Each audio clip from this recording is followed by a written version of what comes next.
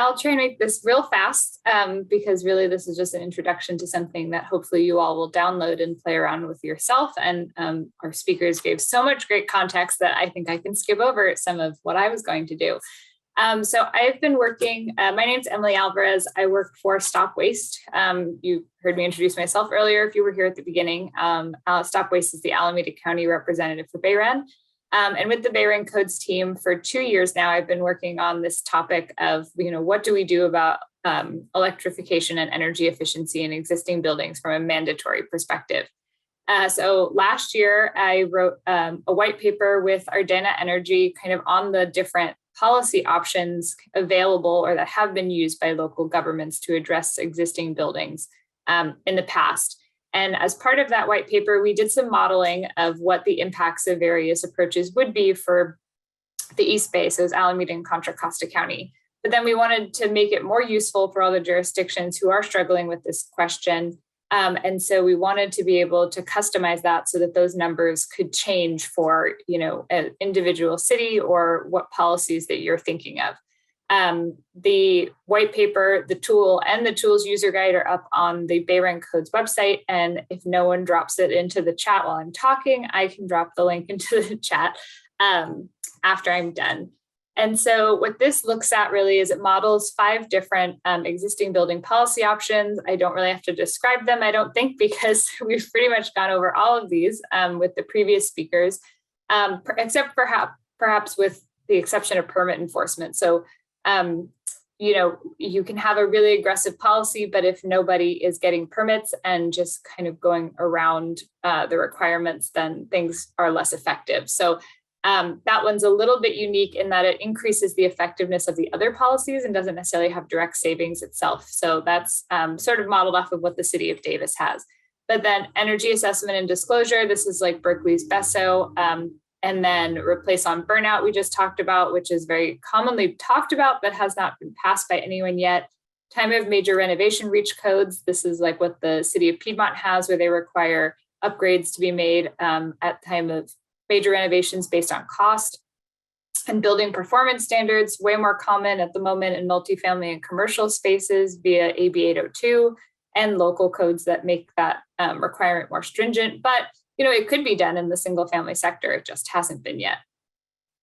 And then other things we modeled just because they do impact the housing stock are new construction reach codes. So again, this tool is for existing single family residential, but the reason why new construction's in there is because if you build a brand new mixed fuel building today, then according to our very aggressive goals, you would have to have that building retrofitted in the future.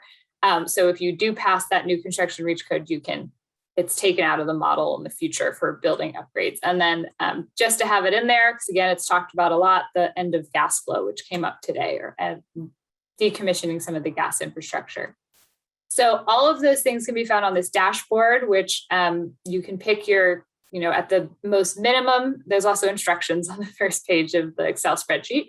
But at a minimum, you can kind of just pick your jurisdiction, turn on which policies you want, and it will give you a model for greenhouse gas emissions, as well as how long it will take for it to reach the entire housing stock, energy savings, et cetera. And you can customize a bunch of stuff, like what your starting compliance is, your start years, your emissions goals, et cetera. And so at the very basic, you can customize all this in the dashboard and it will change this chart. But then we have tons of other customization options if you really want to get into the weeds. So each of those 5 policies has a tab where you can change a bunch of these types of things. When the policy is triggered, what's actually required? Is it an energy efficiency package? Is it a heat pump water heater, heat pump HVAC, all electric, all of the above, things like that. Again, when the policy passed, how it's enforced, how much things cost, et cetera. So, and the housing stock affected. We have some tabs where you can customize housing stock as well. Again, if you pick your city, it will pull from the California Department of Finance data for your city's single family housing stock, but you can customize that if you wanted to look at only a portion. And so here's an example of what these customization tabs look like for time of burnout.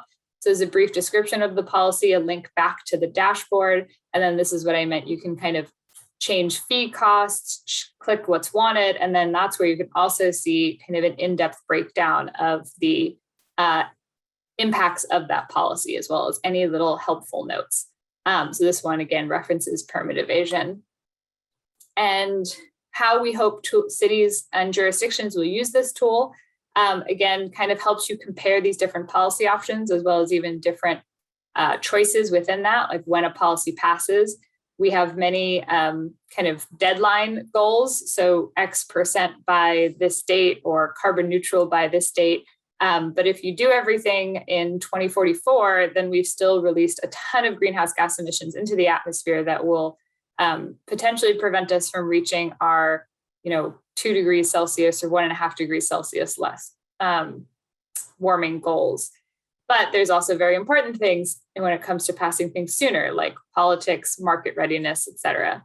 The compliance issue again, and then how to touch all housing. So, if a home sells, in average, this shows that in many jurisdictions, it would take about 25 years for a time of sale policy to touch all homes. Obviously, that's an estimate because one home can sell twice in a year or once in 50 years.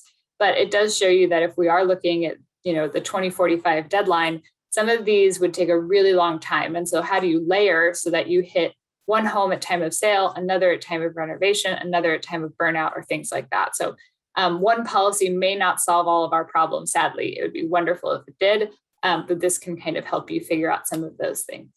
And that's it. So again, we hope that you download it, use it. It's in this beta testing phase. So if you find errors, you have questions, comments, things you'd love to see maybe in a future version, please feel free to email me.